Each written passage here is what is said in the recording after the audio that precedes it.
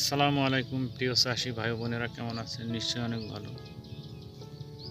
শসা গাছের বেহাল অবস্থা দেখে মনটা খুব খারাপ হয়ে যাচ্ছে।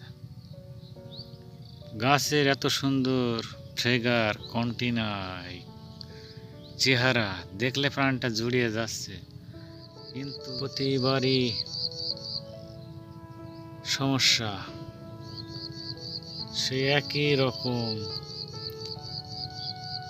বেঁচে থাকছে না, বাচ্চা মারা যাচ্ছে। এই যে দেখুন, এত সুন্দর ফলন এসেছে গাছের, জালি ভরপুর, কিন্তু জালি সেটিং হয় না, প্রত্যেকটা জালি হলুদ হয়ে মারা যাচ্ছে। কি বিষয় এটা? এটা নিয়ে তো মনটা খারাপ হয়ে যাচ্ছে। গাছের গ্রোথ মাশাআল্লাহ অনেক সুন্দর, এই যে একেবারে সতেজ, ফ্রেশ, চকচকা, কিন্তু গাছগুলোর জালি একেবারে সেট হচ্ছে না। মনটা খারাপ হয়ে যাচ্ছে। কি করা যেতে পারে আপনারা একটু দয়া করে বলুন। গাছের গ্রোথ কোয়ালিটি সম্পূর্ণ সঠিক, কিন্তু গাছ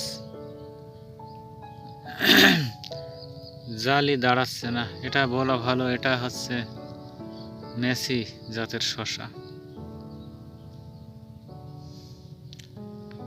গাছগুলো অভিজ্ঞতা আছে আমার, যে এর আগে করেছিলাম, প্রথম পর্যায়ের ফলগুলো দাঁড়ায় না, কিন্তু এই ফলগুলো না দাঁড়ালে তো আমার এখন বাজার বাড়তি। 5ই রমজান আজকে, কারণ এখন তো কিছু শসা বিক্রি করার দরকার ছিল, পরে আবার বাজার তো অনেক কমে যাবে।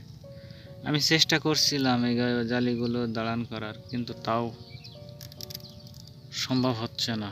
আমার যে বিষয়গুলো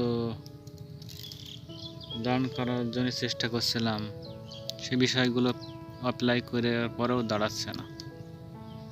তারপরে আর একটা বিষয় আমার এখানে সন্দেহ লাগছে, এটা পরাগায়ন তো হচ্ছে না, কোনো মৌমাছি বা কোনো কীটপতঙ্গ জমিতে নেই। এই কারণেই আমার মনে হয় অবস্থা হচ্ছে। তো আপনারা কি মনে করছেন, এটা কোন বিষয়? তার মানে দেখুন, এখানে কতগুলো জালি আছে, ভরপুর জালি এখানে, কিন্তু জালিগুলো সব হলুদ হয়ে যাচ্ছে। বিষয়টা হচ্ছে,